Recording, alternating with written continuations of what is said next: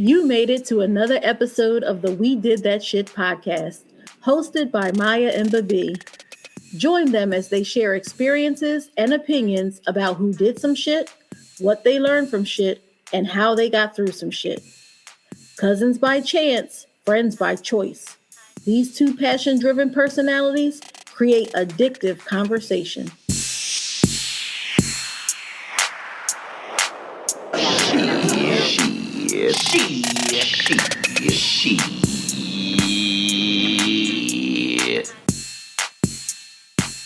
All right, are we ready?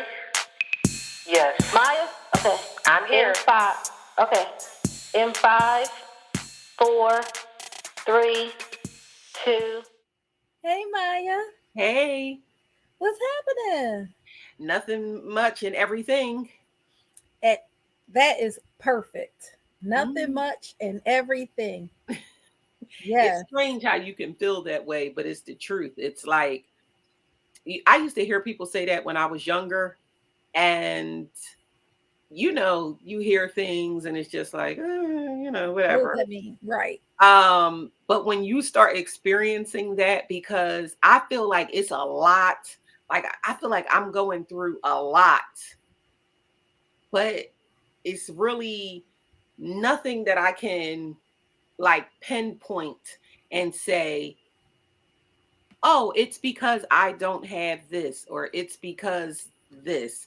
It's just like everything and nothing at all. And nothing at all. And that's not a good feeling, because it's like an anxious, anxiety filled feeling. Yes. And yeah, it's like, what do you do? I guess it's a number of things, but it's like, what do you do to combat it? Like, it's like, I try to tell myself, no, you're cool and it's nothing. You know what I'm saying?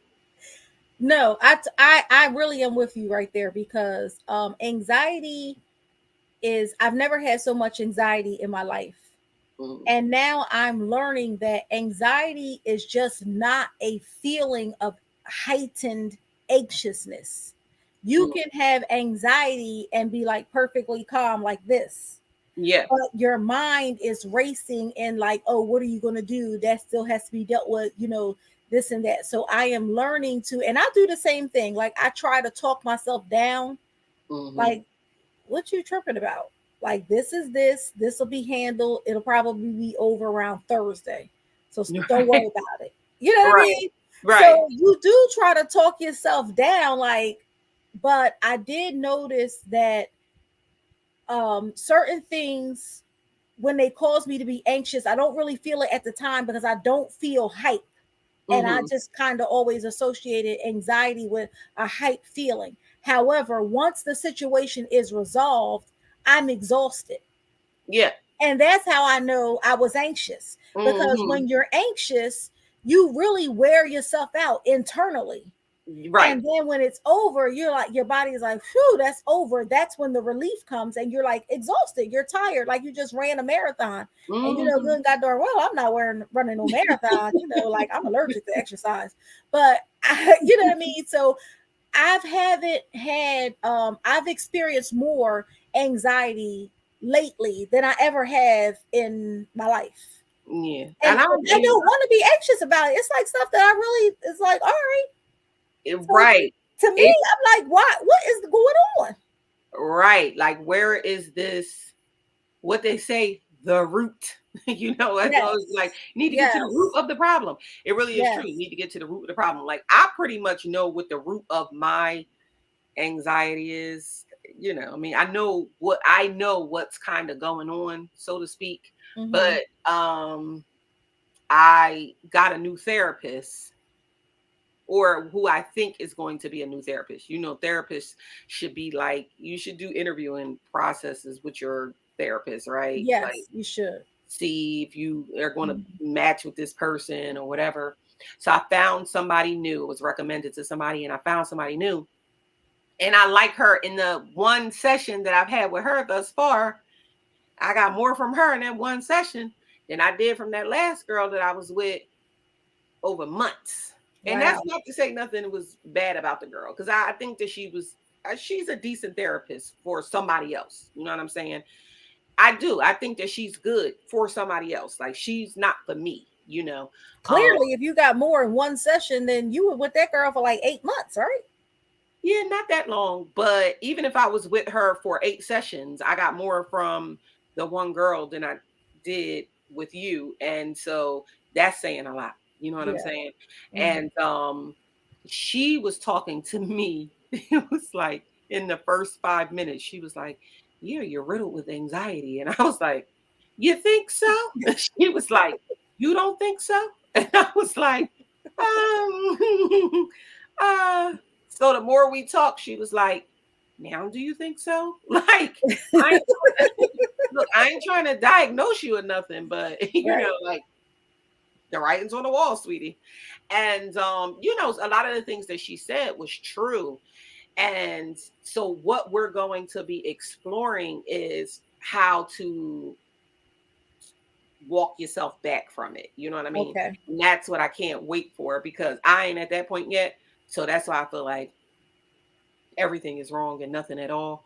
And I'm looking forward to getting rid of it, because I don't know if anxiety is something that you ever fully like just get rid of, but you know, you can conquer it in a way that can make you function, because it really can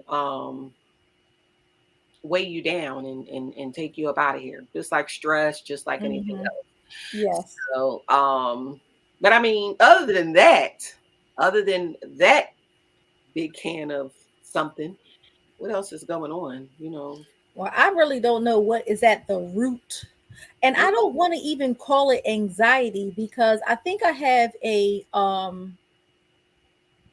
would call it normal nervousness. You know, I have to speak this week.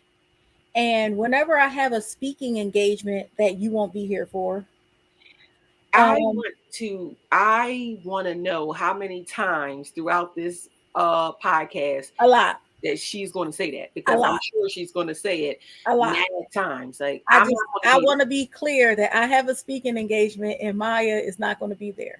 I'm just putting it out there. I just love that people need to show up at all times for all things. You know, I am happy that you guys enjoy me so much. I can't make everything, but I'm always there with you in spirit. Well, I'm just saying. So you got to speak this week. Yes, and I have first of all, people think like I'm a public speaker, which is okay, because I do speak in engagements. I do. Right. However, I'm nervous every single time. I am nervous because, one, I think it's like me. I feel like when Vanessa was teaching Rudy how to take a bow when she was going to be the wind. Yes. And she was like, you know, he was like, is this from me? You know, so I am humbled that they would choose me. I always want to make sure that I have a message that is right for the audience. And are you okay? Yes, it's kids outside the window with music, and you don't usually get that. So, you know, when I hear stuff like that, I'm on heightened edge. Anxiety. Right. And more so of what the fuck's going on. Yeah, okay. Excuse my mouth, but kids, I do not, ever since them kids knocked on my door that time, I don't play with the kids. Nobody's kids. Right. So when I hear a bunch of kids outside and it's summer, you know, they like to do dumb stuff, I'm on high alert. But I'm sorry, but continue. So you have to speak this week. Right. I have to speak this week and you won't be there. And I'm humbled. I appreciate the opportunity, but I just always want to make sure within myself that I have the right message for the right audience. And so it gives me a certain type of nervousness. Now, toward the end of the week, I will start shutting down, you know, not taking calls and stuff like that, just to make sure that I'm centered. And then when the speaking engagement is over, then I'll feel like, phew, and then I'll move on. So I know that plays into it a little. And ironically, I sometimes want to get more speaking engagements. I think it used to be I was asked a lot, and then it was, and I don't always say yes, because everything is not for me. Right. And I am very aware of that, but certain people, like if certain people ask, of course, and I'm going to support them. I know that they support me. But in a way, I kind of want to do more speaking engagements. I don't know why, but that's just one of the things that I wanted to see if I could develop a little more. Yeah, I think that would be good for you. Yeah, I mean, I do feel some kind of way that you're not going to be there, but I do appreciate everybody that's coming out to support. And I know that you would be there if you could, even though you really could, but you're not. But anyway, I had a trip planned before I knew that people were beating your door down to ask you to speak at their engagement. I mean, I had it already planned. It wasn't like I planned it knowing that you had the speaking engagement. I'm bummed that I'm going to miss it as well, because I never want to miss an opportunity to support you, but also because you're a good speaker. I think that you are a good speaker. You always leave the audience with something. You speak very well. Oh, thank you. You get your points across. You're charismatic. You have a wonderful smile that just engages people and brings them in. And you're relatable on many of the topics that you're speaking on. So what are you speaking on? I mean, do you know, is this what kind of organization asked you to speak? What can you give us some deets? I'm gonna tell you this. And now that you said that, I was just thinking like, ooh. So it really does matter. Let me just put this out here. It really does matter who asks. Mm-hmm. Who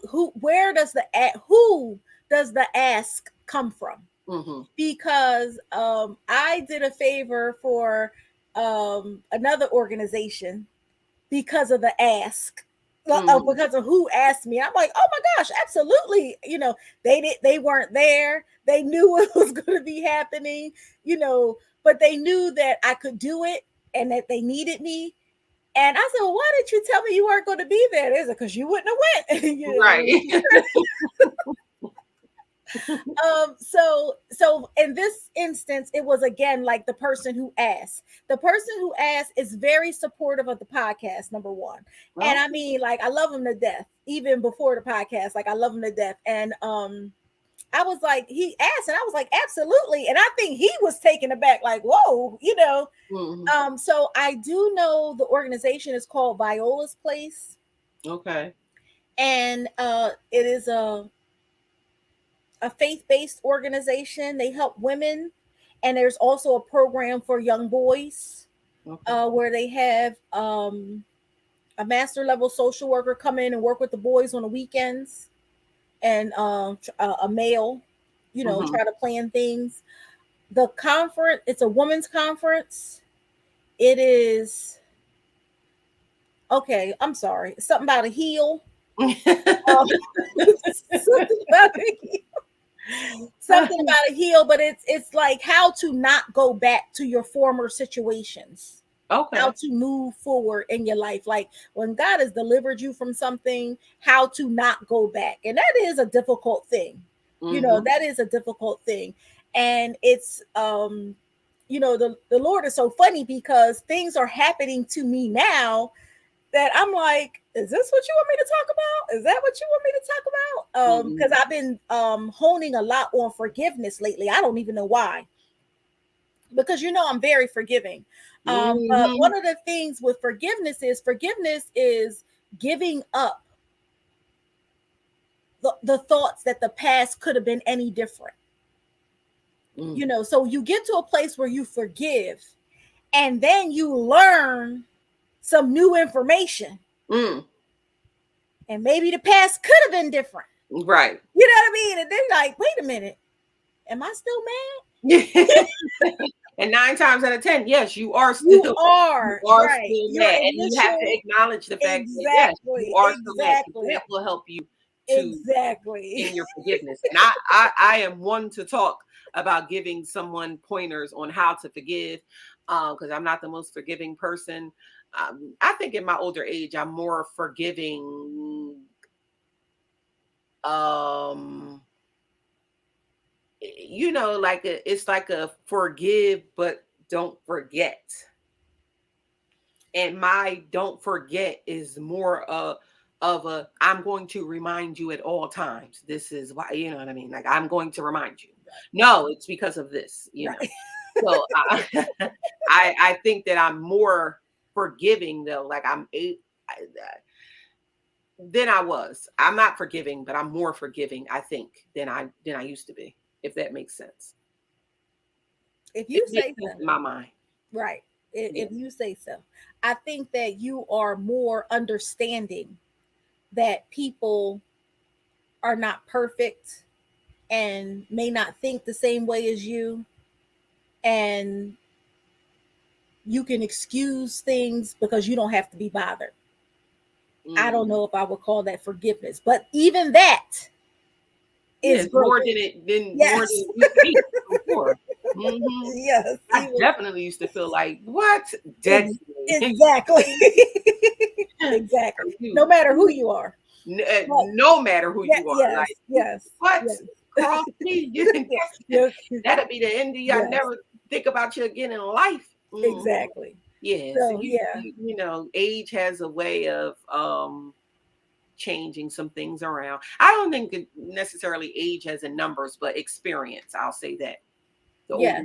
When you experience things. Yes. So I'm just getting ready for that. And then you know how I feel about, like, I don't know who the audience is per se. I did invite people because I don't care what happens. If I'm coming somewhere, I want to have my people in the house. Right. You know, I want to have my people, and nobody got to clap, say amen, shout nothing, because my people gonna be there for me. Right. You know what I mean? So I told my people gonna be there. And because you know how I feel about church folk. So, you know, I am optimistic. I'm looking forward to it. I'm very grateful for the opportunity. I pray all will be well. And, you know, I just have to, you know, always pray whenever I'm going to be around church folks. Yeah, I love the Lord. I love the Lord, and I love his people. I don't love his people the way he loves his people. Yeah, right. You know. And the good thing about it is you don't have to. Right. Yeah, I'm not. I try to be Christ-like, but that area is, you know. Well, people make it hard for you. I think that even when you want to treat people a certain way or look at people a certain way, a lot of people make it hard for you. And church people are number one in making it hard for you to love them as Christ does. And it's for a lot of reasons. They're very just hypocritical people, unfortunately. I don't know if it's hypocritical. I don't know if it's hypocritical more than it is ignorant, because I feel like a lot of church people don't have a relationship with the Lord. Because when you have a relationship with the Lord, what is that saying? I'm so heavenly minded, I'm no earthly good. People say that, but the Lord knows where you are, and he can use you where you are with who you're with. You know what I mean? And when your relationship develops with the Lord, then things start to get uncomfortable for you, but you don't judge the people the seat that you were just sitting in. Right. You understand what I'm saying? So I'm sorry. No, and to me, what you're explaining Is is a hypocrite? hypocritical. It's Okay. not saying that it's not ignorance, it's ignorance rooted in it. I mean, Mm-hmm. if you are doing something and then judging somebody off of the same thing that you're doing, yeah, it's ignorance rooted in it. You're a dumbass. But I'm just it just is what it is. But it's hypocritical. You know what I'm saying? It's like they Mm-hmm. can't wait to be hypocrites. They can't wait to do the very thing, you know, throughout the word. It talks about judgment. Nobody can judge you. Nobody falls short of sin, you know, and you as a person are no better than the next person. A person in church, sitting in church, a person that's in the pulpit, preaching, teaching, allegedly singing, drumming, speaking, whatever the case is. You're no different than a person that's not doing those things in church or are doing those things outside of church, but they can't wait to do the very thing that they are taught, in air quotations, if you can't see me, not to do, which is judge. That's hypocritical. Right. So I just and there's certain ways that people feel, I'll say Christians for lack of a better word, should be. There are certain ways that people feel Christians should be, and if they're anything outside of that, then they're hypocrites, or and I just don't, I do have a hard time with quote unquote church folk. I do, period. Yeah, I mean, I think that a lot of people have a hard time. Look at all of this stuff that's the in the internet this week and last week, and probably going to be moving forward with gospel singer Kim Burrell, right? She got up there like she always does and made a fool of herself. This is not her first rodeo. It won't be her last. Got up there talking about people being ugly, talked about people being broke, talked about PPP loans, and if you still got money from your PPP loan, even though she got a PPP loan, talked about, oh, I'm healed and I ain't got to be up here. I'm up here unvaccinated with no mask on, but had the vid and was on the internet praying, asking people to pray for her. It's all those type of things. So you get situations like that. Hypocrite, ignorant, judgmental, and then all of these people are mad at her, rightfully so, right? I don't even think it would have got such a big like a big, what is the word I'm looking for? It went viral, didn't it? Yes, and I don't think that it would have had she not had instances in the past. Like I said, it's not her first rodeo. So it's like, damn, you again, She constantly talks about people. She constantly talks about people being gay and lesbian. She constantly and how they not living right, even though I'm sure you sinning out the wazoo. You know what I'm saying? She constantly talk about people being broke. Wasn't you broke before? And you can be broke again. Like, humble yourself, sweetie. We all know that God will do that. She's constantly talking about people being ugly. And then, I don't want to call nobody ugly, but like, we got to look in the mirror every single day when we go on and go forth to calling other people ugly. You know what I'm saying? And ugly can be in your in who you are as a person, spirit, and you're not bringing people, you're tearing people away. So that's why the moment went viral, and I brought it up just to make the point that things like that scare you away from church. That's why I was going to say that's what the most disheartening thing. And be clear that there's a difference between a relationship with the Lord and church, right? And when I'm talking about church folk and church folk, right.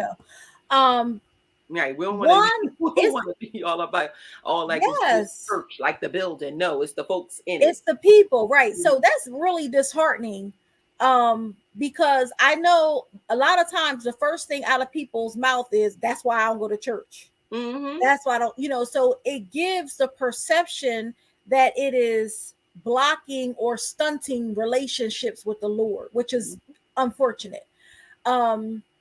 Because there are a lot of people who believe or think they believe or was raised in church or want to believe in God. Mm-hmm.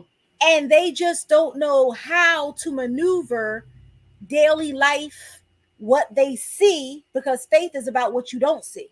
Mm-hmm. What you see, what you're experiencing in daily life, who this being is that you can't see, prayer, meditation, and you're trying to balance. And we're just talking about anxiety. So that's a lot of things to balance when you're trying to get to know someone or just trying to develop a relationship. But just like any relationship, you look at the people who are close to them. So if you're saying that you are a vessel, you're close to God, you're the gospel singer, and people are looking at you and you're like, I don't want to be like that. That's not what I'm aspiring to be. So that's what makes it so disheartening, is that people will look at her and say, because I like her music, because she's popular, because, well, she should know she's close to the Lord. He got her number on speed dial, You're or right. whatever, but that's not really what I want. So is that the example? And then they say, well, never mind. You're right. You know what I mean? Yes. So that's what's really disheartening about that PPP. And everything is not for the church is made of people. We people. I live here. Right. I'm not in heaven yet. I live here. Right. And I'm fit to say that, living here on earth is about the closest thing I'm gonna get to hell. You know what I mean? Because there's a lot going on down here. A lot. You know what I mean? So yeah, that's just a lot to maneuver. So we can't always behave like them. Now we're human. We're going to behave in our humanness. But you have to show something. And yeah, and a person like her, she continues to show it. And my thing is this: it's very easy to say, oh, well, that is what it is. She's given example after example after example of that. At the end of the day, that's you. And if that's you, and I continue to see it, excuse me, then that's church folks. I don't want to be a part of church. I go to church. I have a personal relationship, Maya, with God. I go to church, and I would look at that and say, no, I don't, that's not. And it's more and more things like that happening. It's more, I think, with the internet, you know how I feel about the internet. I feel like social media is the damn devil. It's a gift and a curse, more of a curse than it is a gift.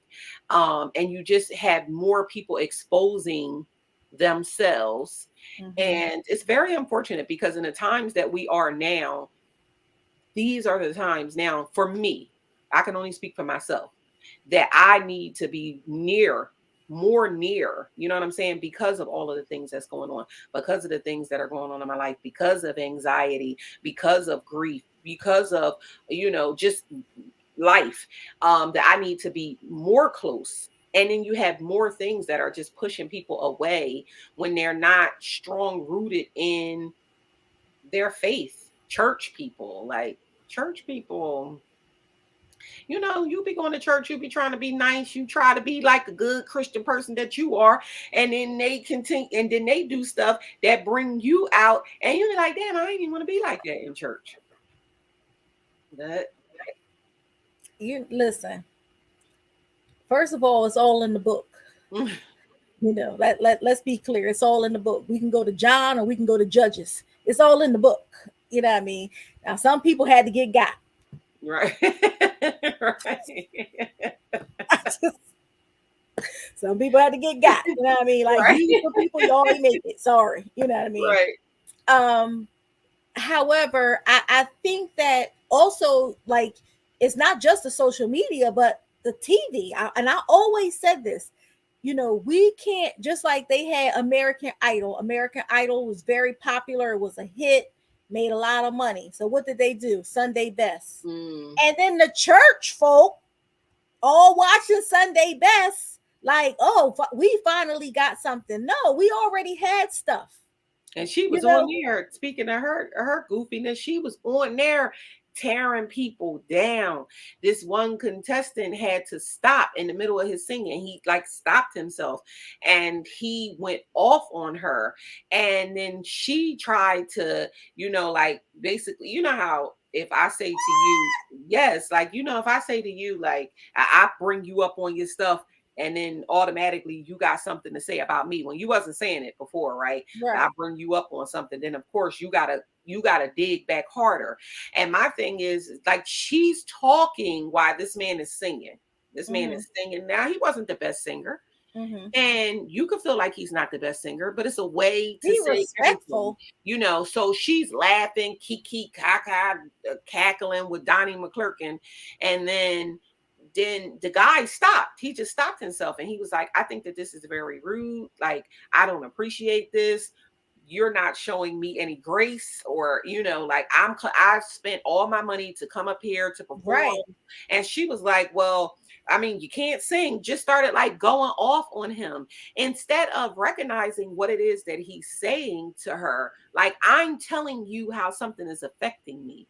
You are wrong. It's okay to be wrong. Acknowledge that you're wrong and say sorry and move on, And so that girl got a nasty spirit. Like her spirit. I was about to say that's a spirit. Yeah, she just nasty. But I brought that up because you was talking about, Sunday's Best. And I just remember that stuck out on Sunday Best because like they play it everywhere. It's always a clip that's shown, especially in lieu of her, because it just shows her nastiness. You know what I mean? And it shows that like a lot of people who are doing stuff like that, you're not happy with yourself.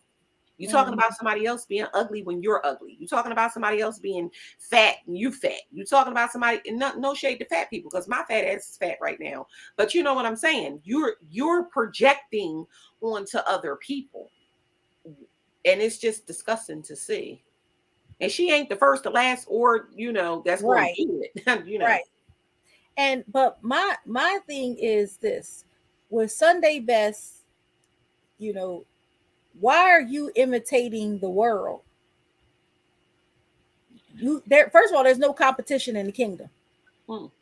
We all, if you go on, we all gonna be in the choir, even me. That's saying a lot. That's saying a lot. Even me. And I love you, but man, oh man, the notes that come out of that mouth is, oh my goodness. But so I just don't. I think that it just feeds into for me, for me, and it's something that like I'm a trustee at Bedside Baptist. I used to be a church goer, but I'm telling you, and this is even before the pandemic. Like I am like a trustee at Bedside Baptist. I just be like, this is where I am. Like, oh, it's time for church. Let me get my computer, right. And I like it. I'm not gonna lie. I like it. I like sharing the word. I certainly know that Jesus changed my life and continues to change my life and elevate me. However, when I see these type things made public, these TV shows, like I heard that Yolanda Adams has a show now, and it's just like she's behaving unseemly. In Yolanda Adams? Yes. There's a show. You haven't seen the show? It's a show on one of the channels. But I really don't watch television like that. But I did see a clip and I was like, but I've been hearing, seeing on social media, a lot of people speaking of that. And all of those things deter people from the true purpose is my point. All of it deters people from the true purpose. Like, so if you want to go to church, wonderful, go to church. I enjoy a church service. You know what I mean? I do. But don't be church folk. Don't judge people for doing things that you used to do or still doing. That A too. crackhead should And never judge a crackhead for smoking crack when they were smoking crack. exactly. No, Like, now, come on. I don't care ever. if you clean, you clean, but you was smoking crack. You And it's okay. You know what I'm saying? I don't like that. I that's a pet peeve of mine. Like right. that right there. You don't have to live in who you used to be. You don't have to live in your past. You don't have to live in your mistake. But you can't act like it ain't never happened. You know what I'm saying? Because Right. as soon as you start doing that, you be right back to being a crackhead. So, And don't judge people, period. right. It doesn't matter, even if you don't do the same thing, because there is no differentiation of sin in God's eyes. Sin is sin. So I can't judge a homosexual and cheat on my taxes every year. Right. You know what I mean? No, it doesn't work that way. And I know people try to use the Bible and say, oh, but that's an abomination. Oh, but oh, but that. Oh, but that. First of all, everything pertaining to life is in the word. Mm-hmm. Everything. Nothing is left out. Everything pertaining to life. And the bottom line is there is no greater or lesser sin. Sin is sin. Right. And the punishment for sin, we all must meet. We all going to face it. You know what I mean? So I have worked in my line of work for a very long time. I tell people all the time, I was raised by gay white men. Because I was so young, and that's who I was around all the time, and they are people. Right. And to me, it's no big deal. Like these pronouns, that stuff is new to me because it never was a thing before. If they be like, I'm Miss Grace, then you Miss Grace. Right. Right. It was never a thing like that before. So, they was like, oh, and I get that a lot. Like even in my church, oh, you hang around those people, you do this and that. And I'm like, first of all, they are people. Yes, I do. You know what I mean? And who are you? And what are you doing? And who are you? And who are you? And what makes you think that you're better than somebody else? Listen, the same people that you look in your, I'll say this and I'll say it and I'll say it to the mountaintop and down anywhere else. Just be careful who you looking your nose down on. Them same people that you looking your nose down on, you're gonna be looking in your eye when you come on down off that high horse. Right. Now let's just be real about it. Everybody gets a turn. That was my mom's favorite saying, and it's the truth. You church people as well. Like, don't be so churchy that you miss the mark of life yourself. Don't be so churchy that you miss the relationship of your own with God. You know what I'm saying? Don't be that churchy. Because that's what happens. Why in your judgment and your hypocrisy and you're looking your nose down on, you miss your own relationship. You know what I mean? Because you can't be focused on your relationship with God when you focused on what the heck I'm doing over here in my sin. That's for damn sure. How you focused on what you doing? And that is true. Your relationship is your relationship. And I think that's one of the things that I enjoy about having a relationship, that it's ours, mine and his, and even though that I'm around people and he loves other people, even though it seems like I'm his favorite, it's our personal relationship, and that's what makes it great. So I just said all that to say that preparing for my speaking engagement, I think that's one of the things that makes me nervous, is that regardless of my intention, regardless of what's being said, like sometimes there's always people there with that big judgmental eye. And I know that, and I try to prepare for that, and I have to do things within myself to move past it, to still give, something that people can take home. That's, I want you to be able, even if they don't record it, even if you don't remember every word, I want to make sure that there's something that you can take home and apply to your life starting that day. And then when you remember that thing next week, that you can still apply that, That's what I try to do. And you know who taught me that? WDAS. Oh. Rest in peace.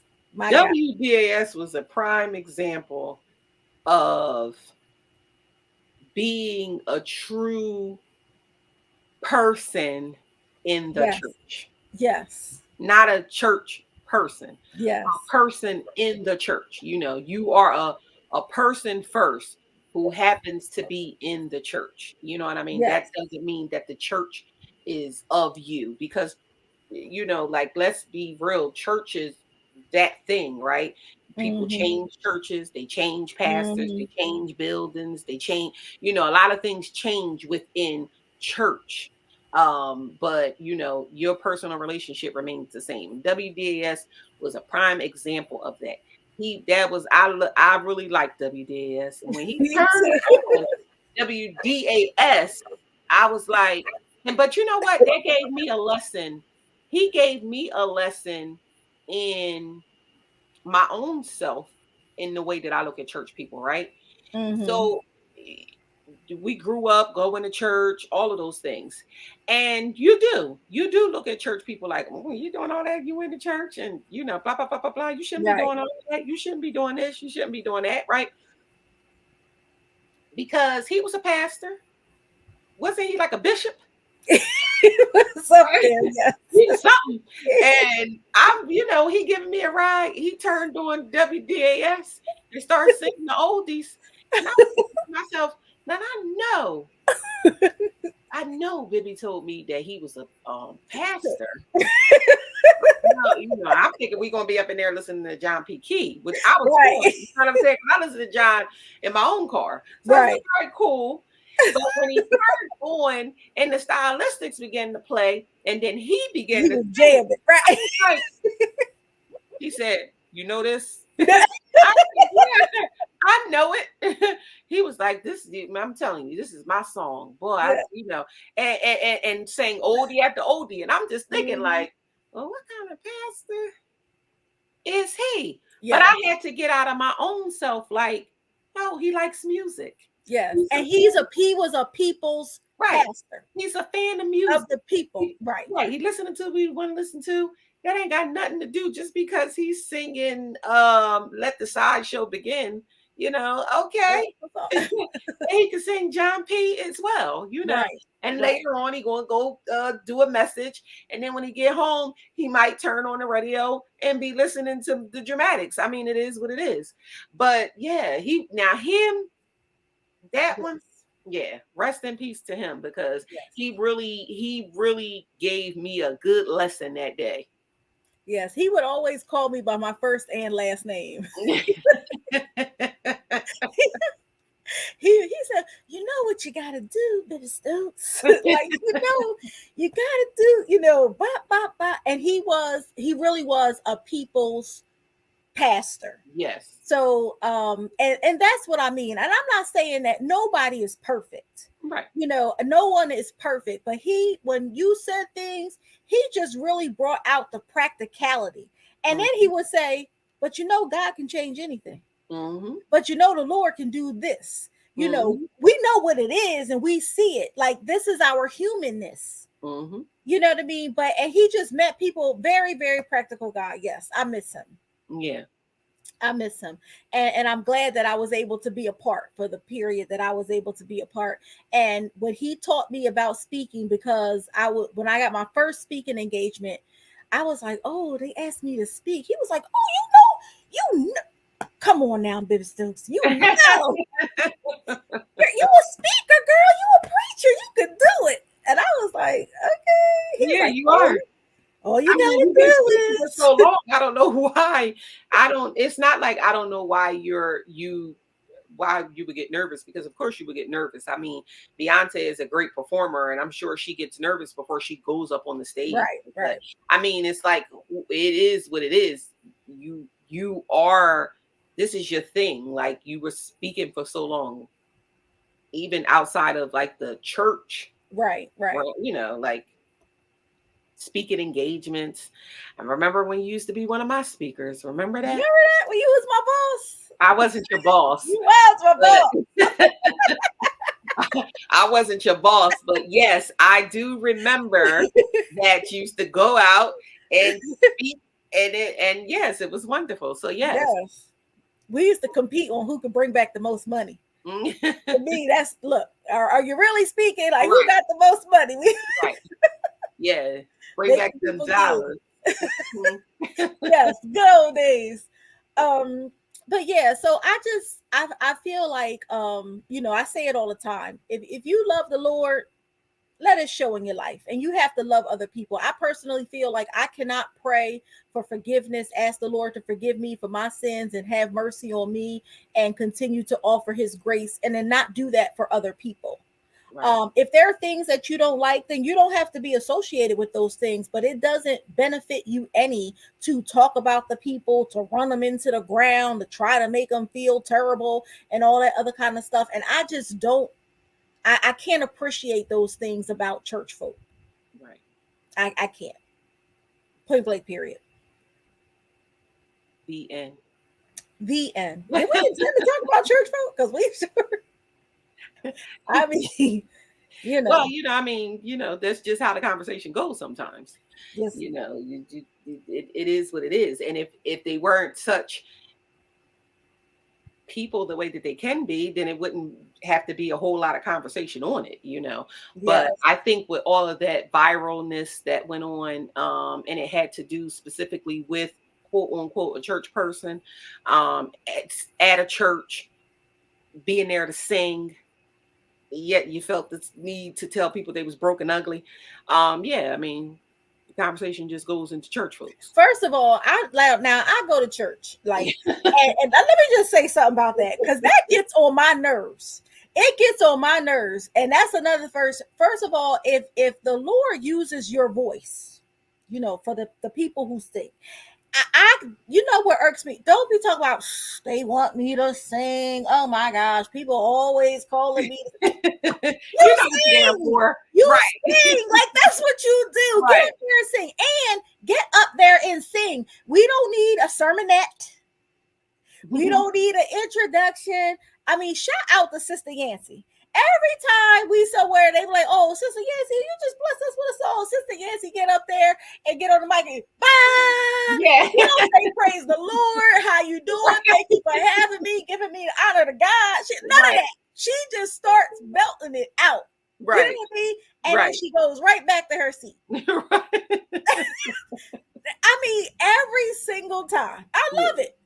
Like, come on with that. All of that wasn't even necessary. Now, you said, I didn't even know it was a church. I thought it was some kind of award ceremony. No, it was a church.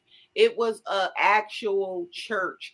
And they invited her there, obviously, to sing because you're a singer, right? And you felt the need to say all of that. And what really got me was the people in the background, like, yes, amen. She talking about y'all got on hats. Some of you don't need to be having on hats. You need to see what's underneath the hat, and this, that, and the third. And it's people just like, blindly just, yes, bye bye. It's like, like, what is this? What is this? It just is unfortunate. And, just to put a bow on it, like I said, it's just unfortunate because it really does. When I see stuff like that, I think like, damn, that's just something else for somebody to say. And that's why I don't go to church. Yes. And it's very unfortunate because it's, it's not that it wasn't happening. I ain't going to blame this on social media, but social media, with the internet and social media, people are very gullible. You know what I mean? People don't know how to think for themselves. It's a bunch of groupthink happening. It's, so it's a ripple effect that people don't realize. It's one thing like that can lead to so many people now not knowing or not being able to experience something that they could have experienced that would have been great in their life, or that could be great and beneficial to their life because of your nastiness. People are looking for something to hold on to. You know what I mean? I watch a lot of cult documentaries, right? I'm like obsessed with cult documentaries. People, I am, because I'm just so like, you are. Like, I am so intrigued. Like, what makes you get caught up in a cult? Like the people the leaders aren't that charismatic when I'm watching them. They aren't some great being. They're not the most, like the richest. It's nothing to me that is luring you in. But what I have found in watching them is that people really want something to believe in. Like they need it. They need something to hold on to and believe in, and it's unfortunate that you have people like that or church folks that will take people away from being able to experience that for themselves. Right. Like, get their own personal relationship. So, that's the unfortunate part. Church people do better. You know what I mean? Do better in your life. Yes. Work on your relationship. Yeah. Mm-hmm. Do better. I agree. Do better. I agree. I didn't want to, because I was, you seen me. I was getting ready to get deep into the cult. That could be another episode, because let me tell you, you are into it too. You be like, yeah, because I was just watching the documentary about. I just be like, first of all, I didn't know it was so many cults. That's number one. It's a lot of them. Yes, it is millions every day. There is a cult popping up, and they're more and more prevalent now. Like they really, like with the internet and social media, they really are like. It's just people need hope. Like they really don't have hope. They're trying to find something to just believe in. It's it's really a shame, and to be honest with you. I mean, but that's, like I said, that's a whole nother topic. Cult documentaries. Let's bookmark that, because I got some things to say. I can expose y'all to some good documentaries too. Yeah. But before we get out of here for this week, I just want to say that, although I'm not going to be there, I know that you're going to do a wonderful job at your speaking engagement. I am going to have somebody that I'm sure is going to be there, tape it so that I can be able to see it and experience it. And then I'll come back on the podcast. I'll let you guys know how wonderful it was, even though I'm not going to be there, because I know that she's going to do an excellent job. I mean, she's really a dynamic speaker. You got to hear her for yourself. You see me buttering it up since I'm not. Yes, because you're not gonna be here. I'm putting the sauce. I believe all of these things that I'm saying, but I'm putting the sauce on it, like dynamic. I'm bringing out the SAT words and stuff. You know what I'm saying? Because you're not gonna be here. Because I'm not going to be there. You got a personal journal for this week, though? My personal journal for this week is about stretching.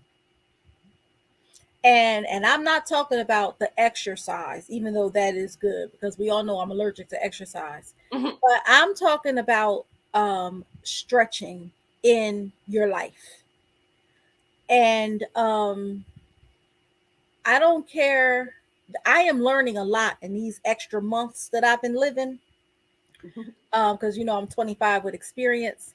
And it doesn't matter how old you are, how many birthdays you've had.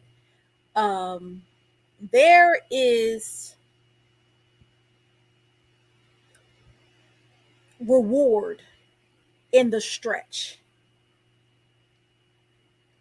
Sometimes I want to be comfortable. I just want to be comfortable. I just want to sit and relax, rest on my laurels. I could do this little thing as long as I can pay my bills. I'm okay. But something always comes up that first makes me consider stretching. And I don't always do it when it first comes up. But then here comes another little reminder. Remember this? And then sometimes the reminders aren't pleasant. So I'm learning now that if I stretch the first time, even if it doesn't work out, but just make the effort, there's reward in the stretch. So I'm encouraging everyone to stretch. If there's something that you've been teeter-tottering with, or an opportunity, reaching out to somebody that you haven't spoken to in a while, trying to figure out what happened, give it a stretch. Because there's something, it may not be that specific thing, but once you stretch to that, there's something on the other side of that. that's going to be rewarding. Hmm. And that's my personal journal this week. That was a good one. I received it. Mm. I'm gonna. That has me thinking. Yes, that has me thinking. I would say that my personal journal for this week is about control. Mm. Um, Learning to accept that I'm not in it. I'm not in control. Mm.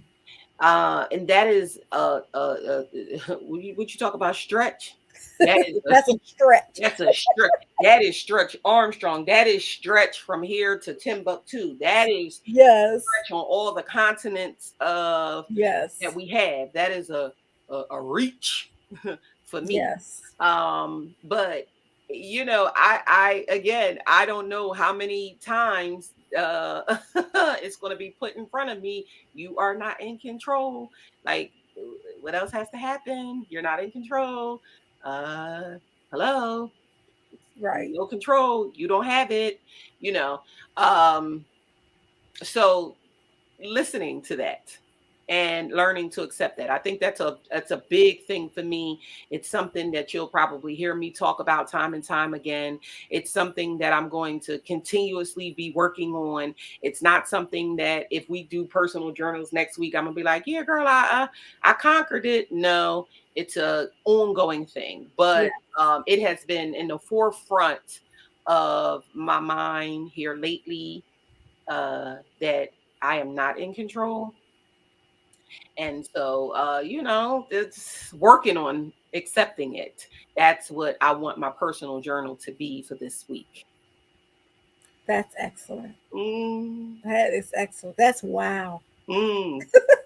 That is wow. Yeah, Yes. man, listen. Woo. It's a hard one, but it's one that has to be done. Just the statement alone is wow. Yes. And I'm happy. Yes. I told you I got Because more from that girl in that one session than I did from the other girl in yes. the months that I was going to her. So yeah, you know, life is a constant learning spinning wheel. And It is. That's right. long as So, we keep going, we can keep learning, we can keep getting better, we can keep being better, and that's just what it's about. it is what it is. Mm-hmm. So in closing, don't be a nasty church folk. Be a kind, welcoming, loving church folk, and bring people to where they need to be, and that's in their personal relationship with the Lord. Yes. And we're going to go ahead and get on out of here.